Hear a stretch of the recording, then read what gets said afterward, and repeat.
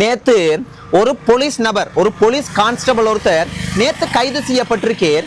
ஏன் கைது செய்யப்பட்டிருக்கார் என்று பார்க்க போனா, இந்த ஐஸ் என்ற போதைப் பொருள் இருக்கு. இந்த ஐஸ் என்ற போதைப் பொருளை தொட்டா அதோட வாழ்க்கை நாசம். அப்பேற்பட்ட மோசமான ஐஸ் என்ற போதைப் பொருளை இந்த கைது செய்யப்பட்ட போலீஸ் நபர் நேத்து வச்சிருந்திருக்கிறார். கையும் களவுமா இவர் கைது செய்யப்பட்டிருக்கிறார். யோசிச்சு பாருங்க, இந்த சமுதாயத்தை, இந்த நாட்டை மிகப்பெரிய குற்றங்கள், போதைப் பொருள் பாவிச்சு இளம் சமுதாயம் வீணா போகுது. இதுல இருந்து காப்பாற்ற வேண்டியது யார்? இந்த போலீசாக்கள். எல்லாரும் இது போல தவறு செய்யலண்டாலும் இது போல சில போலீசாக்கள் இப்படி மோசமான விஷயங்கள் செய்யறாங்கண்டா என்னென்று இந்த சமுதாயத்தை காப்பாற்ற முடியும்? இவர் யார்? இந்த சம்பவம் எங்க நடந்திருக்கு? இதனுடைய பின்னணி என்னன்னு இன்னும் கொஞ்சம் உங்களுக்கு நான் தெளிவா சொல்றேன். அது மட்டும் இல்ல, இங்க இலங்கை நாட்டுல தான் போதைப் பொருள் பாவிக்கிறாங்க, போதைப் பொருள் கடத்துறாங்க, போதைப் பொருள் விற்கிறாங்க, மோசமான விஷயங்கள் எல்லாம் பார்க்க கிடைக்குதுண்டா கனடா நாடு இருக்கு. கனடால டொரண்டோ, அங்க நிறைய தமிழாக்கள் இருக்காங்க.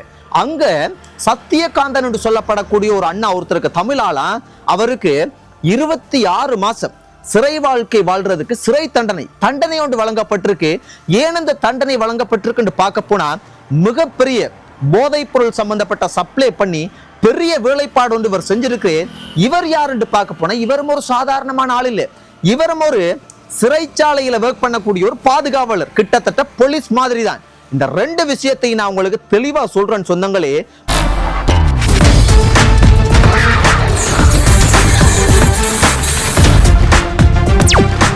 கனடா நாட்டுல டொரண்டோல சத்தியகாந்தன் என்று சொல்லப்படக்கூடிய ஒரு தமிழ் அண்ணா ஒருத்தர் கைது செய்யப்பட்டு விசாரணையெல்லாம் நடந்து குற்றம் நிரூபிக்கப்பட்டு 26 மாசம், கிட்டத்தட்ட 2 வருஷத்துக்கும் அதிகம் சிறைச்சாலையில வாழ்றதுக்கு சிறை வாழ்க்கை, சிறை தண்டனை வழங்கப்பட்டிருக்கு. அப்படி என்ன பண்ணிருக்கேன்றதை நான் உங்களுக்கு தொடக்கத்துல இருந்து தெளிவா சொல்றேன். இவர் 2023ஆம் ஆண்டு கனடால டொரண்டோல தெற்குல இருக்கக்கூடிய ஒரு சிறைச்சாலையில ஒரு சிறை பாதுகாவலரா, எல்லா ட்ரைனிங் எல்லாத்தையுமே முடிச்சு ஒரு பாதுகாவலரா போயிருக்கிறார். பாருங்கள், ஒரு கிட்டத்தட்ட ஒரு போலீஸ் மாதிரி. அவர் போலீஸ் மாதிரியான போலீஸ் தான். அப்ப எவ்வளவு ஒரு பெரிய பொறுப்புள்ள பதவி, அதுவும் ஒரு தமிழ் ஆக்கலன்னு. அப்ப எவ்வளவு அழகா அதை பயன்படுத்தலாம். அப்ப என்ன செஞ்சிருக்கேன்டா, இவர் அங்க தொடக்கத்துல நல்ல ஒரு ரெஸ்பான்சிபிலிட்டியா, பொறுப்பா எல்லாம் வேலைகள்லாம் செஞ்சிருக்கு. ஆனா போக போக ஒரு தில்லுமுள்ளுகளை செய்ய வலிக்கிட்டு இருக்கு. என்ன நடந்திருக்குண்டா, அங்க நம்ம நாடு மாதிரி இல்லை. அங்க சிறைச்சாலையா இருந்தா கூட செக் பண்ணுவாங்க, சில விஷயங்களை எல்லாம் பயங்கரமா ஃபாலோ பண்ணுவாங்க. அப்படி அங்க இருக்கிற கைதிகளை எல்லாம் பரிசோதனை பண்ணியிருக்காங்க, சோதனை பண்ணியிருக்காங்க, யார் யார் என்ன மாதிரி எல்லாம் இருக்கிறாங்க. அப்படி சோதனை பண்ணதுல அந்த டொரண்டோல தெற்குல இருக்கக்கூடிய சிறைச்சாலை உள்ளு கொண்டுக்கு ஒரு கைதியிடம் சொக்ஸ் அங்க எல்லாம் நல்லா நீட்டா இருப்பாங்க. அங்க இருக்க சிறைச்சாலையை பார்த்தாலே நமக்கு இது சிறைச்சாலையா சொர்க்கமா என்று யோசிக்க தோணும். அப்படி ஒரு இது இருக்கும். அப்ப அந்த காலில் அந்த கைதி போட்டிருந்த சொக்ஸ் உள்ளுக்கு கஞ்சா, இன்னும் சில போதைப் பொருட்கள் ஒளிச்சு வச்சிருந்திருக்கு. அப்ப அவர் பிடிபட்டுட்டு, அப்ப இது போல சில கைதிகள் பிடிபடுவாங்க, அங்க யார் இருந்தாலும் பிடிபடுவாங்க. அப்ப அதை பிடிபட்ட அந்த கைதியை விசாரிச்சிருக்காங்க, இன்வெஸ்டிகேஷன் பண்ணியிருக்கிறாங்க. இன்வெஸ்டிகேஷன் பண்ணதுல இதுக்கு பின்னுக்கு இருக்கிறது இந்த சத்தியகாந்தன் என்று சொல்லப்படக்கூடிய அந்த தமிழ் ஆள், இந்த தமிழ் அண்ணா தான் இதுக்கு பின்னுக்கு இருக்கிறார் அப்படின்றது தெரிய வந்திருக்கு. ஆனாலும் அதை அவர் கிட்டத்தட்ட மறுப்பு தெரிவிச்சிருக்கிறார். அப்ப அது இன்வெஸ்டிகேஷன் சாதாரணமா போயிருக்குது. உடனே அந்த நாடு ஒருத்தரை குற்றம் சாட்டி, குற்றம் சுமத்தி உடனே பெரிய ஒரு மோசமான நிலைக்கு கொண்டு போக மாட்டாங்க. அதன் பிறகு இதே மாதிரிக்கு சோதனைகள் நடக்கும்போது இன்னும் பயங்கர டேஞ்சரான ஒரு குற்றவாளியை சில விஷயங்கள் சோதனை பண்ணும்போது, ஃபாலோ பண்ணும்போது அவர் கண்காணிச்சதுல அவர்கிட்ட இருந்து செல்போன், கத்தி, இன்னும் சில டிவைசஸ், அதே மாதிரி மோசமான போதைப் பொருள், இப்படி எக்கச்சக்கமான விஷயங்கள் எல்லாம் அவர்கிட்ட இருந்தும் கைப்பற்றப்பட்டிருக்கு. அப்ப அவரையும் விசாரிக்கும் போது இதுக்கு பின்னுக்கு இருக்கிறது அதே சத்தியகாந்தன் என்று சொல்லப்படக்கூடிய இந்த தமிழ் ஆள், இவர் தான் அப்படின்றதே தெரிய வந்திருக்கு. அப்ப இவரை கைது பண்ணி விசாரிச்சு இன்வெஸ்டிகேஷன் பண்ணி கிட்டத்தட்ட இவர் தான் இந்த மாதிரி வேலைகள் தில்லுமுள்ளு வேலை பண்றாருன்ற தெரிய இவரை கைது பண்ணி இவரை இன்வெஸ்டிகேஷன் பண்ணியிருக்காங்க. தொடக்கத்தில் இவர் மறுப்பு தெரிவிச்சாலும் இவர் மறுப்பு தெரிவிக்க முடியாத அளவுக்கு அவ்வளவு ஆதாரங்களும் அங்க இருக்கிற போலீஸ் எல்லாம் சும்மா லேசுப்பட்ட ஆக்கள் இல்லை, பிரில்லியண்டா மூளையெல்லாம் சும்மா அப்படி ஒர்க் பண்ணுவாங்க, அவங்களுக்கு அப்படி பிரில்லியண்டா ஒர்க் பண்ணுவாங்க. அப்ப அந்த இடத்துக்குள்ள இவருக்கும் ஒரு வேலை கிடைச்சிருக்கா, இவ்வளவு அழகா பயன்படுத்தணும். அப்ப இவரை இன்வெஸ்டிகேஷன் பண்ணதுல இவர் குற்றவாளி என்றது கிட்டத்தட்ட நிரூபிக்கப்பட்டிருக்கு. அப்ப இவர் 2023ஆம் ஆண்டு அந்த ஒர்க்குக்கு சேர்ந்து இருக்கிறார். போன வருஷம் தான் இந்த விஷயத்தை 2024ஆம் ஆண்டு, அதாவது போன வருஷத்துக்கு முதல் வருஷம் தான் சேர்ந்து இருக்கிறேன். 2023ஆம் ஆண்டு 2024ஆம் ஆண்டு தான் பிடிபட்டு இருக்கு. அப்ப இந்த வருஷம், அதாவது போன வருஷம் வரைக்கும் பாருங்க இன்வெஸ்டிகேஷன் நடந்திருக்கு. அதாவது ஒரு ஒரு ஒரு குற்றவாளி இல்லாத ஒரு நபரை தண்டிக்க கூடாதுன்ற அந்த ஒரு நீதி அங்க இருக்கு. அப்ப இந்த வருஷம் எல்லாம் நிரூபிக்கப்பட்டுச்சு. அதன் பிறகு அவருக்கு வந்து தண்டனை வழங்கப்பட்டு 26 மாசம் இப்ப ஜெயில் வாழ்க்கை வாழணும். சரி, இப்ப ஏன் இவ்வளவு மோசமான விஷயம் எல்லாம் வந்து இவர் செஞ்சிருக்கிறார், எப்படி செஞ்சிருக்காருன்னு பார்க்க போனா, இவர் அங்க அந்த கைதிகளோட எல்லாம் வந்து பழக்கமாகி இவர் வந்து அந்த கைதிகள் வந்து மிகப்பெரிய பண பேராசையை காட்டி இருக்கிறாங்க.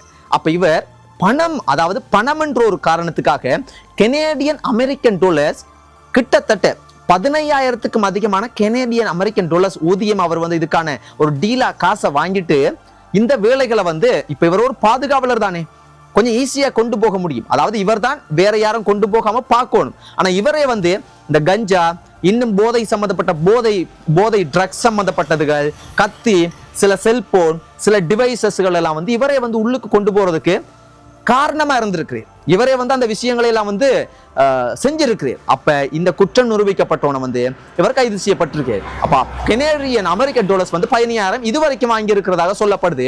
யோசிச்சு பாருங்க, அதுவும் ஒரு சிறைச்சாலை உள்ளுக்கு ஒரு பாதுகாவலர் இவர் அப்படின்னா இன்னும் எவ்வளவு உழைக்கலாம் அவரால். ஒரு 2 மாசத்துலயே, எனக்கு தெரிஞ்ச 2-3 மாசத்துலயே 15,000 அமெரிக்கன் டாலர்ஸ் உழைச்சிடலாம்னு நினைக்கிறேன். ஒரு 3 மாசமோ 4 மாசத்துக்குள்ள உழைச்சிடலாம். அப்ப ஏன் இவ்வளவு ஒரு பேராசை இவருக்கு வந்திருக்கு என்னமோ தெரிய இல்லை. இப்படித்தான் நிறைய பேர் தொடக்கத்துல இந்த மாதிரி இலங்கையிலேயும் தான் போதைப் பொருள் சம்பந்தப்பட்டது வந்து விற்கும் போது, பாவிக்கும் போது, அதுகளில் ஈடுபடும் போது நல்ல சந்தோஷமா பணம் வருவது போல, நல்ல வெளிச்சமா, ஆடம்பரமா எல்லாமே தெரியும். ஆனா கொஞ்சம் போக போக அது பயங்கரமா இருக்கு, பயமா இருக்கும், இருண்ட வாழ்க்கையா இருக்கு. அப்படியே அந்த வாழ்க்கை முடிஞ்சு போயிருக்கு. நல்ல காலம் இந்த அண்ணாவுக்கு 2 வருஷம் 2 மாசம், கிட்டத்தட்ட 26 மாசம். அதனால ஒரு அளவு எப்படியோ சமாளிச்சுட்டு வந்துடலாம். இதே 10 வருஷம் 15 வருஷம் போட்டிருந்தா வாழ்க்கை முடிஞ்சு. வேணாமா, அதெல்லாம் செய்யாதீங்க. அதே போலதான் தொடக்கத்துல நான் சொன்னது போல ஒரு போலீஸ் நபர், ஒரு போலீஸ் கான்ஸ்டபிள் ஒருத்தர் கைது செய்யப்பட்டிருக்கார். ஏன் நேத்து கைது செய்யப்பட்டிருக்கார், ஏன் கைது செய்யப்பட்டிருக்கார் என்று பார்க்க போனா, ஐஸ் என்ற போதைப் பொருள், ஐஸ் என்ற போதைப் பொருளை தொட்டா என்ன, தொட்ட இந்த சமுதாயத்துல எத்தனையோ இளம் சமுதாயத்துல இளம் பிள்ளைகள் அவங்களோட வாழ்க்கையை இழந்து தத்தளிக்கிறது. அம்மா அப்பாட பேச்சு கேட்காம எவ்வளவோ மோசமா, அப்படியே ஒரு அழகான வாழ்க்கை வாழ வேண்டிய இந்த இளம் பிள்ளைகள் அப்படியே ஒரு மோசமான ஒரு நரகல் வாழ்க்கை போல வாழ்றதை நாங்க கண்கூட பாக்குறோமே. அப்பேற்பட்ட மோசமான வாழ்க்கைக்கு தள்ளக்கூடியதுதான் இந்த ஐஸ் என்ற போதைப் பொருள். இந்த ஐஸ் என்ற போதைப் பொருளை இவர் வச்சிருந்திருக்கிறார். கையும் களவுமா நேற்று கைது செய்யப்பட்டிருக்கார். இந்த சம்பவம் எங்க நடந்திருக்குன்னு பார்க்க போனா, மீகவத் என்று சொல்லப்படக்கூடிய அங்க அந்த இடத்துல கல்வல் என்று சொல்லப்படக்கூடிய பாலத்துக்கு கீழே தான் அவர் நேற்று கைது செய்யப்பட்டிருக்கார். இவர வயசு 28 வயசு. இவர் போலீஸ் நபர் மட்டுமில்லை, புலனாய்வு ஒரு புலனாய்வு பிரிவை சேர்ந்த போலீஸ் நபர். யோசிச்சு பாருங்க, இந்த சமுதாயத்துல மிகப்பெரிய மோசமான குற்றங்கள், மோசமான சம்பவங்கள் எல்லாம் நடக்கிறதுக்கு பின்னுக்கு இருக்கிற பின்னணி அதிகமா போதைப் பொருள் பாவிக்கிறதுனால தான் கொள்ளை, மோசமான சம்பவங்கள், பெத்த பிள்ளைகளை தாய் தந்தையை கொல்றது, இது போல பல சம்பவங்களை பார்க்க கிடைக்குது. அப்பேற்பட்ட போதைப் பொருளை ஒழிச்சு குற்றங்களை குறைச்சி இந்த இளம் சமுதாயத்தை காப்பாத்தி இந்த நாடு நல்ல நிலைமைக்கு வரணும்டா ஒவ்வொரு போலீஸ் நபர்களும் அவங்களோட பொறுப்பை சரியான முறையில் அவங்களோட கடமையை செய்யணும். ஆனா எல்லாரையும் சொல்லையில சில போலீஸ் அதிகாரிகள், சில ராணுவத்தில் இருக்கக்கூடிய சில ராணுவ நபர்கள், சிஐடியில் இருக்கக்கூடிய சில சிஐடி ஆக்கள் என்ன செய்யறாங்கண்டா, இந்த போதைப் பொருளை பணத்துக்காக இவங்க தான் பிடிக்கணும். போதைப் பொருள் விற்கிற சில ஆட்களுக்கு, மோசமான குற்றவாளிகளுக்கு இவங்களே அதை கொடுக்குறாங்க, சப்ளை பண்றாங்க. இவங்களே வந்து பிடிக்கிறதும் இன்னொருத்தவங்களுக்கு விற்கிறதும் இந்த வேலைகளா இருக்கு. அதுபோல ஒரு நபர் தான் இந்த கைது செய்யப்பட்ட இந்த போலீஸ் நபர் என்று நான் நினைக்கிறேன். எப்படியோ கையும் களவுமா ஐஸ் என்ற போதைப் பொருளோட கைது செய்யப்பட்டிருக்கார். இதை இவர் பாவிக்கிறவரா, விற்கிறதுக்காக வச்சிருந்திருக்கிறாரா, என்ன ஏதுன்ற விசாரணையெல்லாம் நடக்குது. சொந்தங்களே, நான் ஒன்று மட்டும்தான் சொல்லுவேன், இந்த உலகத்துல எவ்வளவோ வழிகள் இருக்கு.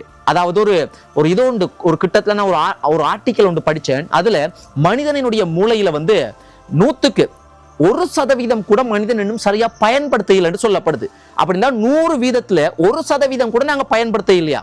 அப்படின்னா என்னது, இந்த உலகத்துல எவ்வளவோ கண்டுபிடிப்புகள், விமானம், இந்த செல்போன், எவ்வளவோ இந்த இன்டர்நெட் நாகரீகம் அடைஞ்சிருக்கிறான், விமானங்கள் போகுது, ஏன் நிலவுக்கே போய் மனிதன் காலை பதிச்சுட்டு வந்திருக்கிறான்.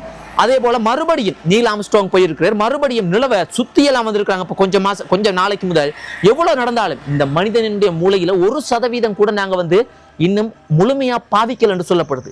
அப்ப என்ன சொல்ல வரணும் என்றால், இன்னும் எவ்வளவோ நாங்கள் பாவிக்கணும், இவ்வளவு கண்டுபிடிப்புகள் இவ்வளவு வளர்ந்தாலும் அப்ப நாங்க எவ்வளவோ வழிகள் இருக்கு இந்த பூமியில சந்தோஷமா மகிழ்ச்சியா வாழ்றதுக்கு. அதை விட்டுட்டு இந்த பணத்துக்காக நாங்க பேராசை பிடிச்சி சாதாரண மக்கள் ஒரு நபரோ, போலீஸ்ல இருக்கிற நபரோ, ராணுவத்துல இருக்கிறவரோ, சிஐடியோ யாராகவும் இருக்கட்டும், பெரிய தொழிலதிபரோ, போதைப் பொருள்ன்றதை விற்கிறது பணத்துக்காக நாங்க ஈடுபட்டா தொடக்கத்துல அது பெரிய வெளிச்சம் போல, சந்தோஷம் போல, பெரிய ஆடம்பரமா இருக்கும் எங்களுக்கு அந்த வாழ்க்கை. ஆனா போக போக ஒரு நிம்மதி இல்லாத, பயங்கரமான, ஆபத்தான, ஒரு மோசமான, பயமான, இருண்ட வாழ்க்கையா போகும். அதனால அது வேணாம். அது தற்காலிக சந்தோஷத்தை மட்டும்தான் தரும். கவனம் சொந்தங்களை இதை தான் சொல்ல முடியும். கவனமா இருங்க, அதை தான் சொல்ல. இதெல்லாம் கேட்கும்போது நமக்கும் சில நேரத்துக்கு கொஞ்சம் கஷ்டமாகவும் இருக்கு, துன்பமா இருக்கு. நாங்களும் மனசர் தானே, ஏன் எங்களுக்கு இதெல்லாம் தோண மாட்டேங்குது? நாங்களும் போதைப் பொருள் பாவிக்கிறவங்களை பார்க்கிறோம், விற்கிறவங்களை பார்க்கிறோம், மோசமான குற்றங்கள் செய்யக்கூடியவங்களை பார்க்கிறோம். அந்த சமுதாயத்துக்குள்ளதான் நாங்களும் இருக்கிறோம். ஆனா நாங்க செய்யலையே. அப்ப நாங்க மட்டும் இன்னொரு வேற பிறவியா இல்லையே? நாங்களும் மனிதர் தானே. அதனால ஆக மொத்தம் எல்லாத்துக்கும் நான் மொத்தமா சொல்ல வாருது, தவறான போதைப் பொருள் மட்டுமில்லை, எந்த ஒரு விஷயம் தவறான விஷயம் எங்களுக்கு மனசுக்கு கட்டாயம் அது தவறானதா இருந்தா தோணும் எங்களுக்கு. செய்யாதீங்க தவறான விஷயங்கள். நன்றி சொந்தங்களே. குட் நைட், ஸ்வீட் ட்ரீம்ஸ், பாய்.